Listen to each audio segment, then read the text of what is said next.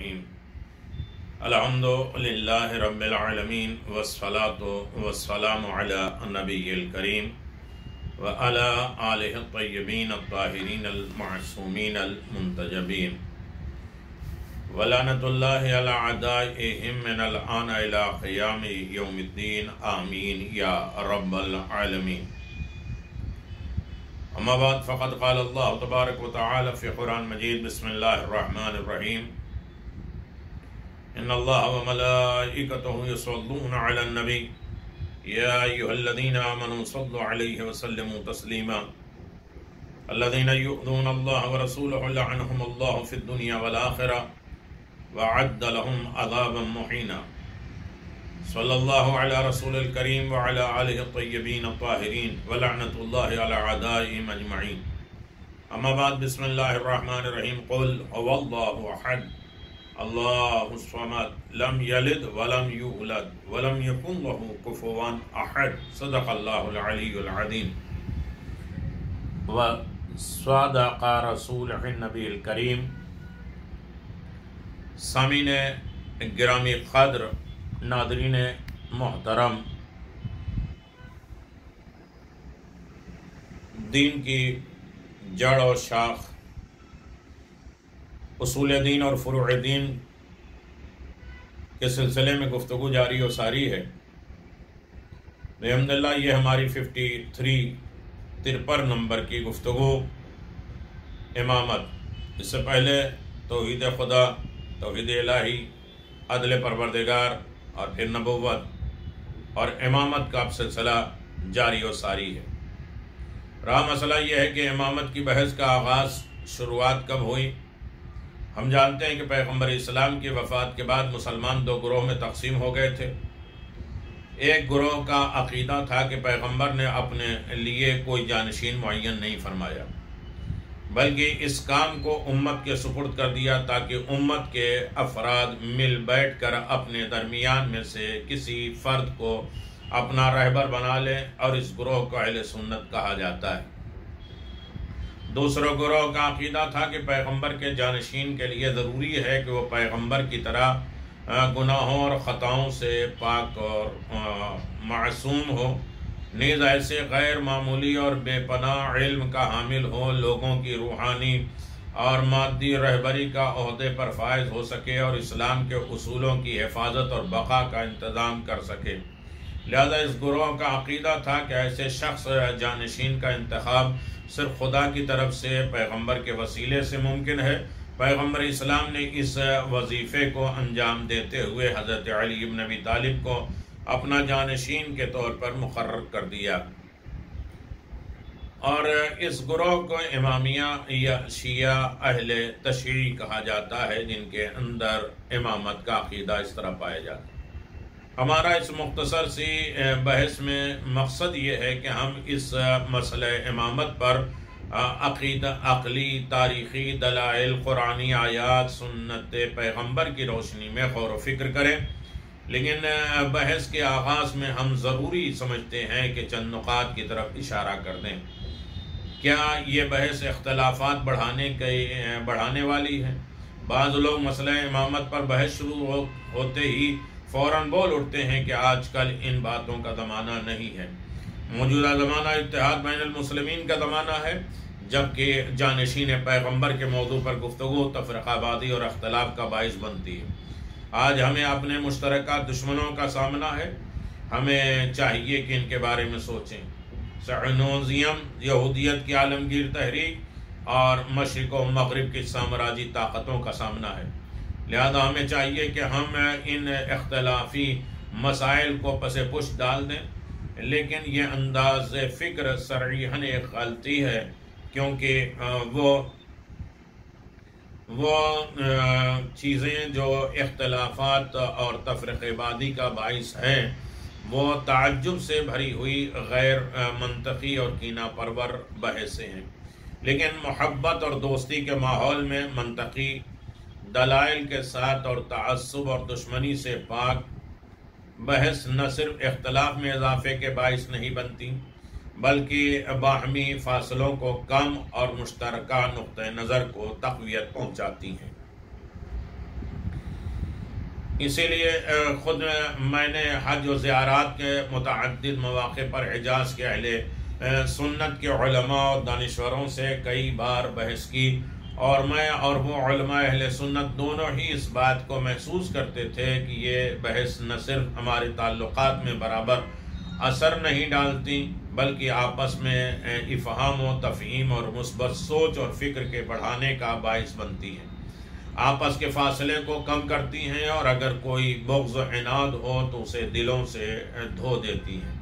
خاص طور پر ان ابحاث کے نتیجے میں یہ واضح ہو جاتا ہے کہ ہمارے درمیان بہت سے مشترکہ نقطۂ نظر موجود ہیں جن پر بھروسہ اور اعتماد کرتے ہوئے ہم اپنے مشترکہ دشمن کا مقابلہ کر سکتے ہیں۔ اہل سنت 4 مذاہب میں تقسیم ہیں: حنفی، حنبلی، شافعی، مالکی۔ ان 4 مذاہب کا وجود اہل سنت میں تفرقے کا باعث نہیں بنا، لہذا اگر وہ اہل سنت فقہ شیعہ کو کم از کم 1/5 فقیہ مذہب کی حیثیت سے ہی قبول کر لیں تو بہت سی مشکلات اور اختلاف کا خاتمہ ہو سکتا ہے۔ جیسا کہ ماضی قریب میں تقریباً 40 سال پہلے اہل سنت کے ایک بڑے مفتی اور مصر کے الازہر یونیورسٹی کے سربراہ چانسلر شیخ شتوت نے ایک بڑا مؤثر قدم اٹھایا اور اہل سنت کے درمیان فقہ شیعہ کا رسمی طور پر اعلان کیا، اور اسی طرح انہوں نے اتحاد اسلامی کے لیے زبردست خدمت انجام دی، جس کی وجہ سے ان کی اور ملت تشیع کے مرجع عالی آیت اللہ بروجردی مرحوم کے درمیان دوستانہ تعلق قائم ہوئے۔ ہمارے عقیدے کے اسلام کی تجلی ہر مذہب سے زیادہ مذہب تشیع میں دیکھی جا سکتی ہے۔ اگرچہ ہم تمام اسلامی مذاہب کا احترام کرتے ہیں، لیکن ہمارا عقیدہ ہے کہ مذہب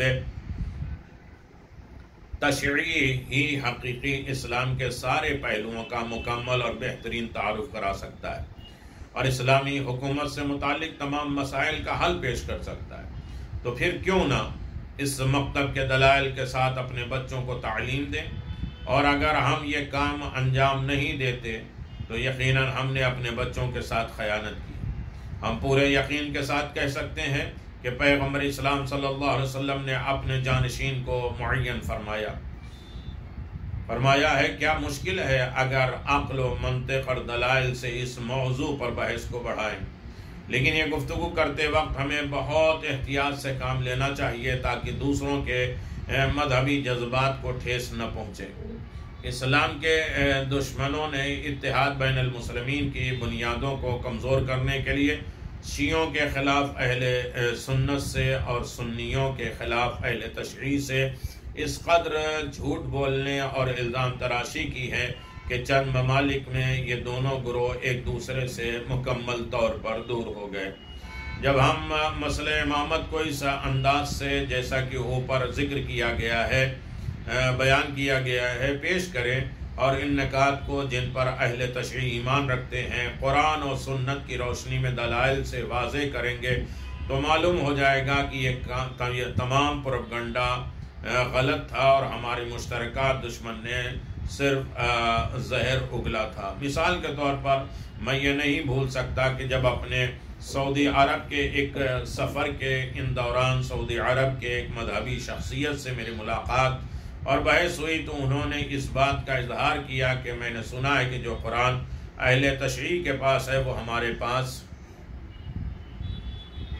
موجود قرآن سے مختلف ہے، الگ ہے۔ مجھے یہ سن کر بڑا تعجب ہوا اور میں نے ان سے کہا بھائی اس بات کی تحقیق تو بہت آسان ہے، میں آپ کو دعوت دیتا ہوں کہ آپ خود یا آپ کا کوئی نمائندہ عمرے کی ادائیگی کے بعد ایران میں کوئی اطلاع دیے بغیر میرے ہمراہ ایران چلے، وہاں پر گلی کوچوں میں موجودہ مساجد میں بڑی تعداد میں قرآن موجود رہتے ہیں، اور اس کے علاوہ سب مسلمانوں کے گھروں میں بھی قرآن موجود ہیں۔ ہم ہر اس مسجد میں جائیں گے جہاں آپ پسند فرمائیں، یا پھر اس گھر میں پسند فرمائیں، اس کا دروازہ کھٹکھٹائیں گے اور ان سے قرآن طلب کریں گے تاکہ یہ معلوم ہو جائے کہ ہمارے اور آپ کے قرآن میں ایک حرف یا ایک نقطہ تک کا ایک زبر زیر کا اختلاف نہیں ہے۔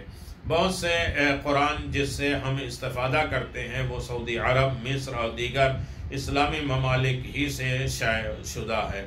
آپ یقین کریں کہ اس محکم دوستانہ انداز سے گفتگو کی وجہ سے اسلام دشمن نے جو عجیب زہر افشانی اس مشہور شخص کے ذہن میں کر رکھی تھی اس کا اثر ختم ہو گیا ہے۔ گویا امامت سے متعلق گفتگو اس انداز سے جیسا کہ بیان کیا گیا اسلامی معاشرے کی وحدت کو مستحکم کرتی ہے اور حقائق کو روشن کرنے اور آپس کے فاصلوں کو کم کرنے میں معاون اور مددگار ہوتی ہے۔ امامت کیا ہے؟ امام جیسا کہ اس کے عنوان سے واضح ہے کہ مسلمانوں کے پیشوا یا رہبر کے معنی میں استعمال ہوتا ہے اور مذہب شیعہ کے اصول اور عقائد کے اعتبار سے امام معصوم اس شخص کو کہا جاتا ہے جو ہر طرح سے پیغمبر کا جانشین ہو، لیکن فرق صرف یہ ہے کہ پیغمبر مکتب اور مذہب کا بانی ہوتا ہے اور امام اس مکتب اور مذہب کا محافظ اور نگراں ہوتا ہے۔ پیغمبر پر وحی نازل ہوتی ہے لیکن امام پر وحی نازل نہیں ہوتی۔ امام پیغمبر سے تعلیمات حاصل کرتا ہے اور غیر معمولی علم کا عامل ہوتا ہے۔ اہل تشیع کے عقیدے کے مطابق امام معصوم صرف اسلامی مملکت کا پیشوا ہی نہیں ہوتا بلکہ روحانی اور مادی اور رہبری اور ظاہری اور باطنی اور رہبری مختصر یہ کہ اسلامی معاشرے کی ہر جہاد سے ہر سمت سے قیادت میں فائز ہوتا ہے اور نیز اسلامی عقائد اور احکام کی حفاظت کا بھی بغیر کسی خطا اور انحراف کے ذمہ دار ہوتا ہے اور وہ خود کا برگزیدہ بندہ ہوتا ہے۔ لیکن اہل سنت امامت کے اس طرح کی تشریح نہیں کرتے۔ وہ امام کو صرف اسلامی معاشرے کا حاکم سمجھتے ہیں۔ بالفاظ دیگر ہر دور اور زمانے کے حکمران کو پیغمبر کے خلفاء اور مسلمانوں کے رہبروں کے طور پہ تسلیم کرتے ہیں۔ البتہ آئندہ اسباق میں ہم یہ واضح کریں گے کہ ہر دور ہر زمانے میں اللہ کے ایک نمائندے کا وجود ضروری ہے، لیکن پیغمبر یا امام معصوم زمین پر ہمیشہ ہوتا ہے۔ وہ خدا کے قانون کی حفاظت اور حق کو طلب کرنے کی رہبری اور رہنمائی کر سکے، اور اگر کسی وجہ سے انسانوں کی نظر سے اوجھل ہو جائے تو اس کے نمائندے احکام الہی کی تبلیغ اور اسلامی حکومت کی تشکیل کے ذمہ دار ہوتے ہیں۔ یقیناً آپ اندازہ لگائیں اور یہ سوچنے پر مجبور ہیں کہ جو لوگ اس بات کے قائل ہیں کہ موجودہ زمانے امامت کی بحث کرنے سے غیر مناسب ہے اور منطق ہے اور دلیل ہے کہ اختلاف کا ذریعہ ہے، ان کی منطق اور دلیل کو رد کرنے اور اس موضوع امامت پر بحث کو ضرور قرار دینے کے لیے ہمارے پاس جوابات کیا ہیں۔ لوگ کہتے ہیں امامت پر بحث نہ کرو، اس میں اختلاف ہے۔ بھائی اختلاف نہیں، اختلاف دور ہوگا۔ اسلام کے دشمنوں نے مسلمانوں کے درمیان کس طرح سے تفرقہ پھیلایا، اس تفرقے کو ختم کرنے کا کیا طریقہ ہے؟ سوال، کیا آپ دشمنوں کے تفرقہ انداز کے کچھ نمونے پیش کر سکتے ہیں کہ دشمنوں نے کیسے تفرقے کیے؟ مذہب تشیع میں امامت سے کیا مراد ہے؟ اس کا مذہب اہل سنت میں امامت کے جو معنی ہے اس سے فرق کیا ہے؟ امام کے وجود کا فلسفہ کیا ہے؟ انبیاء کی بعثت کی ضرورت کے بارے میں اس سے پہلے گفتگو کی ہے، اور وہ بہت حد تک ہمیں نبی کے بعد امام کے وجود کی ضرورت سے بھی آگاہ کرتی ہے، کیونکہ بہت سے اہم موضوع پر نبی اور امام مشترک ہیں، لیکن اس جگہ پر یہ ضروری ہے کہ ہم بعض دوسرے بحث پر بھی غور کریں۔ الہی رہبروں کے ہمراہی میں روحانی تکامل، سب سے پہلے ہمیں انسان کی خلقت کے مقصد کو سمجھنا چاہیے، جو کہ گلدستہ کائنات کا سب سے اہم پھول ہے۔ وہ پروردگار کی طرف کمال کی انتہا تک زندگی کے تمام ابعاد میں تمام روحانی مراحل طے کرنے کے لیے بہت لمبا اور نشیب و فراز سے پر راستہ طے کرتا ہے۔ اس میں کوئی شک نہیں کہ انسان اس راستے پر کسی معصوم پیشوا کی رہبری کے بغیر منزل مقصود تک نہیں پہنچ سکتا، اور ان مراحل میں کسی آسمانی استاد کی رہنمائی کے بغیر کامیابی ممکن نہیں ہے۔ اس لیے کہ راستے میں تاریکیاں ہیں، لہذا گمراہی کے خطرات سے ڈرو۔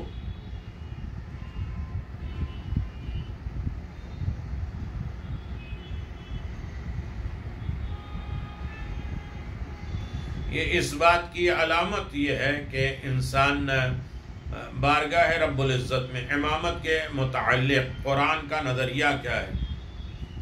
دونوں مذاہب کا اجمالی خصوصیت کی شناخت کے بعد ہم قرآن کی طرف رجوع کرتے ہیں، جس پر دونوں مذہب کا اتفاق ہے، تاکہ امامت کے متعلق قرآن کے نظریے سے آشنا ہو جائیں۔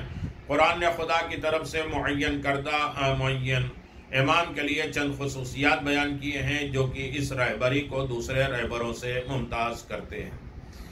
خصوصیت یہ ہے کہ امام کو معصوم ہونا چاہیے، امام کو خدا کی طرف سے معین ہونا چاہیے۔ حضرت ابراہیم کی امامت اذ ابتلى ابراہیم ربہ بکلمات فاتمہن قال انی جاعلک للناس اماما قال ومن ذریتی قال لا ینال عہد الظالمین، سورہ بقرہ آیت نمبر 124۔ اس وقت کو یاد کرو جب خدا نے ابراہیم کو چند کلمات کے ذریعے آزمایا، ابراہیم کامیاب ہو گئے تو خدا نے فرمایا کہ میں نے تمہیں لوگوں کا امام بنایا۔ امام ابراہیم نے عرض کیا کہ میری اولاد میں سے بھی کسی کو بھی یہ منصب عطا کرے گا؟ ارشاد ہوا کہ میرا عہدہ امامت ظالموں کو نہیں ملے گا۔ ان آیات سے ہم چند نقطے نکالتے ہیں کہ منصب امامت پر پہنچنے کے لیے استعداد، شائستگی اور مخصوص لیاقت درکار ہے۔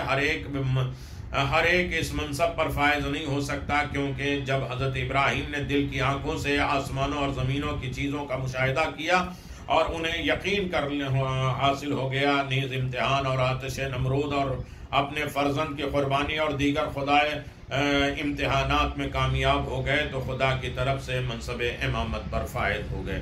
دوسرا، معلوم ہوتا ہے کہ حضرت ابراہیم کی امامت نبوت کے علاوہ تھی اور نبوت سے بلند تھی، کیونکہ حضرت ابراہیم بوجہ نبی تھے اور سخت امتحان کے مبتلا ہوئے، اور جب شائستگی سے اس امتحان میں کامیاب ہو گئے تو منصب امامت پر فائز ہو گئے۔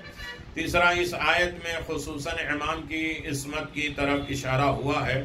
جب حضرت ابراہیم نے اپنے بیٹوں کی طرح کے لیے امامت کا سوال کیا تو خدا نے فرمایا کہ میرا عہدہ امامت ظالموں کو نہیں ملے گا، لا ینال عہد الظالمین۔ اس بنا پر اگر اپنی زندگی کے کسی بھی لمحے میں ظلم کا مرتکب ہوا ہوگا تو وہ میثاق خدا اور منصب امامت کے لائق نہیں رہے گا۔ اب یہ دیکھنا چاہیے کہ قرآن میں ظلم کن معنوں میں استعمال ہوا ہے۔ خدا کے شریک ٹھہرانا، کفر اختیار کرنا بہت بڑا ظلم ہے۔ کائنات کو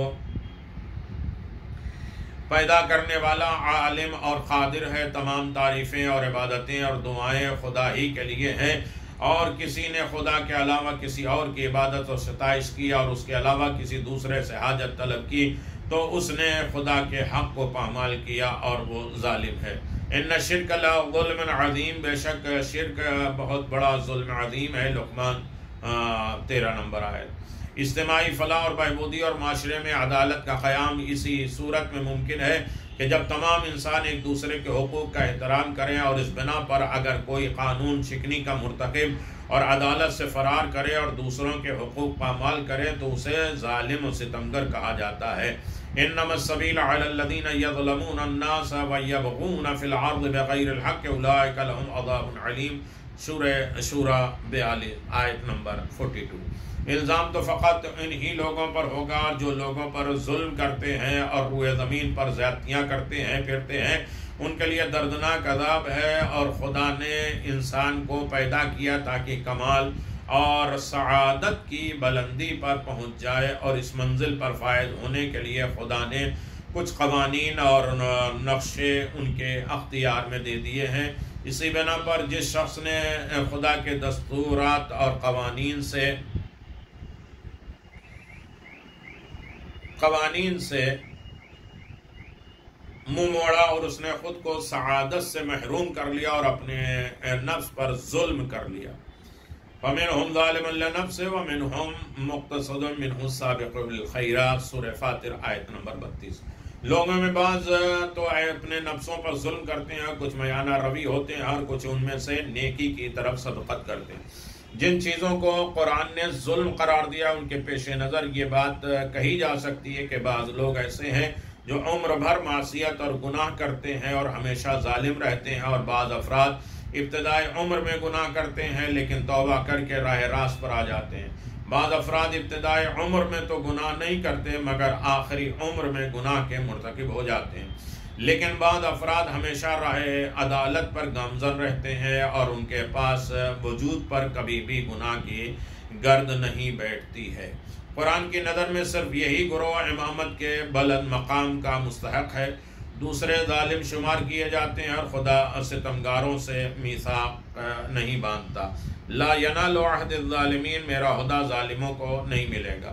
دوسری خصوصیت قرآن نے ان کے لیے یہ بیان ہے کہ ابتدا کرنے والے کا امام خدا کی طرف سے معین ہونا چاہیے۔ خدا امامت کو اپنا میثاق عہدے اور کہتا ہے، خدا صرف اس لیے پیام باندھتا ہے جو پاکیزگی کے لیے کسی گناہ کا مرتکب نہیں ہوتا۔ جب ابراہیم خدا کے تمام امتحانات میں کامیاب ہو گئے اور ان کی شائستگی اور خصوصیت ثابت ہو گئی تو خدا نے فرمایا انی جاعلک للناس اماما، میں نے تمہیں لوگوں کا امام بنایا۔ عصمت اور گناہوں سے پاک رہنا قلبی اور باطنی امر ہے، لوگ اس سے واقف نہیں ہو سکتے اور امامت کے لیے اس شخص کو منتخب نہیں کر سکتے جو گناہوں سے پاک ہو۔ خدا متعال ظاہر و باطن سے واقف ہے اور وہ امام کو منتخب کرتا ہے اور لوگوں کا امام معین کرتا ہے۔ قرآن کے نقطہ نظر سے امام کا انتخاب لوگوں کے اختیار میں نہیں دیا گیا اور یہ خدا کا امر ہے اور وہی اس کا انتظام کرتا ہے۔ یقیناً آپ دیکھیں کہ خلاصے کے طور پہ اگر میں کہوں آپ کی خدمت میں، قرآن نے امام کے لیے ایسی خصوصیت ذکر کی ہے جو اسے دوسرے رہبروں سے ممتاز کرتی ہے۔ یہ خصوصیات عبارت ہیں عصمت اور خدا کے منتخب کرنے سے۔ آیت لا ینال عہد الظالمین سے معلوم ہوتا ہے کہ امام کو معصوم ہونا چاہیے، کسی گناہ سے ان کے وجود آلودہ نہیں ہونا چاہیے، اور عصمت قلبی اور باطنی چیز ہے، لوگ اس سے آگاہ نہیں ہو سکتے اور گناہ سے محفوظ شخص کو امامت کے لیے منتخب نہیں کر سکتے۔ خدا ظاہر اور باطن کا جاننے والا ہے، لہذا خود امام کو معین کرتا ہے انی جاعلک للناس اماما۔ سوال یہ ہے کہ قرآن نے امام کے لیے کیا خصوصیت بیان کی ہے؟ عصمت امامت کے سلسلے میں قرآن کا نظریہ کیا ہے؟ قرآن میں ظلم کا کیا مفہوم ہے؟ امام کے انتخاب کا اختیار لوگوں کو کیوں نہیں دیا گیا؟ اور خدا نے منصب امامت کو کس چیز سے تعبیر کیا اور اس کے ایجاد کن چیزوں میں رکھا ہے؟ یہ وہ ساری چیزیں تھیں کہ جس کی طرف انسان متوجہ ہو جائے کہ امامت ایک ضروری امر ہے اور امامت ہی یقیناً کائنات کے نظام کو صحیح کرنے والا، امامت، سیاسی اور قیادت، ان ساری چیزوں کو آپ دیکھتے جائیں کہ نظام کی موجودگی کے بغیر اپنے آپ کو باقی نہیں رکھ سکتا۔ یہی وجہ ہے کہ زمانے قدیم سے اب تک تمام اقوام ملل نے اپنے لیے کسی نہ کسی رہبر کو منتخب کیا، کبھی تو وہ رہنما صالح ثابت ہوا اور اکثر اوقات غیر صالح ثابت ہوا، اور اکثر ایسا ہوا ہے کہ امتوں کے لیے رہبر کے وجود کی ضرورت سے ناجائز فائدہ اٹھاتے ہوئے بہت سے قدرت پسند لوگ اپنی طاقت اور ریاکاری کے بل بوتے پر لوگوں پر تسلط قائم کرنے میں کامیاب ہو گئے اور ان کے تمام امور کی ذمہ داری اپنے ہاتھ میں لے لی۔ یہ ایک طرف، جبکہ دوسری طرف اگر انسان اپنے روحانی تکامل کے ہدف تک پہنچنا چاہتا ہے تو اس کے لیے ضروری ہے کہ وہ اس ہدف کی حصول کے راہ میں تنہا نہ ہو بلکہ اپنے گروہ یا معاشرے کے ہمراہ میں اپنے ہدف کے حصول کے لیے آگے بڑھے، کیونکہ ایک معاشرہ اور اجتماع کی قوت اور توانائی یقینی طور پر ایک تنہا فرد کے فکری، جسمانی، مادی اور روحانی اور توانائی سے زیادہ ہے، لیکن ایسا معاشرہ کہ ہو اس پر صحیح عادلانہ نظام حاکم ہو، اور وہ نظام انسانی صلاحیت کے نکھارتے ہوئے کجروی اور انحراف کا ڈٹ کر مقابلہ کرتے ہوئے تمام انسانوں کے حقوق کی حفاظت کرے اور اعلیٰ ترین مقاصد کے حصول کے لیے منظم پروگرام اور ادارے قائم کرے، اور پورے معاشرے کو ایک آزاد ماحول میں اس اعلیٰ ہدف کی خاطر پرجوش تحریک کے لیے آمادہ کرے۔ اس عظیم ذمہ داری کے اہلیت اور صلاحیت خطا کار انسان میں یقیناً موجود نہیں ہے، کیونکہ ہم اپنی آنکھوں سے اس دنیا کے سیاسی قائدین کی صحیح راستے سے انحراف کا مشاہدہ کر چکے ہیں۔ لہذا ضروری ہے کہ خدا کی طرف سے اس اہم ذمہ داری اور صحیح نظام کی نگرانی کے لیے ایک معصوم رہبر کو معین کیا جائے، جو انسانی طاقت اور مفکرین کے افکار سے فائدہ اٹھاتے ہوئے انحرافات کو روک تھام کر سکے۔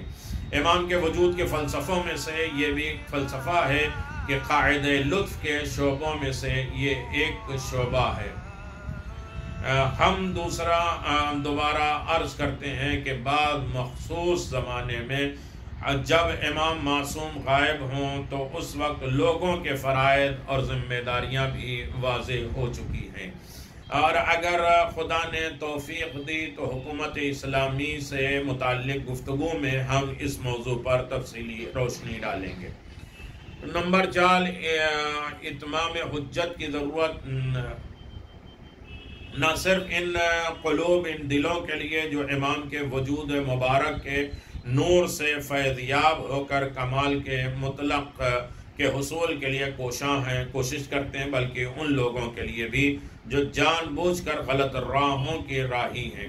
خدا کی طرف سے اتمام حجت کا ہونا ضروری ہے تاکہ وہ سزا بے دلیل نہ ہو کہ جس کا آنکھ ان کے ساتھ وعدہ کیا گیا ہے، اور نہ ہی کوئی شخص اس بات پر اعتراض کر سکے کہ اگر آسمانی اور الہی رہبروں نے ہمارا ہاتھ تھاما ہوتا اور راہ حق کی طرف رہنمائی کی ہوتی تو ہم ہرگز گمراہ نہ ہوتے۔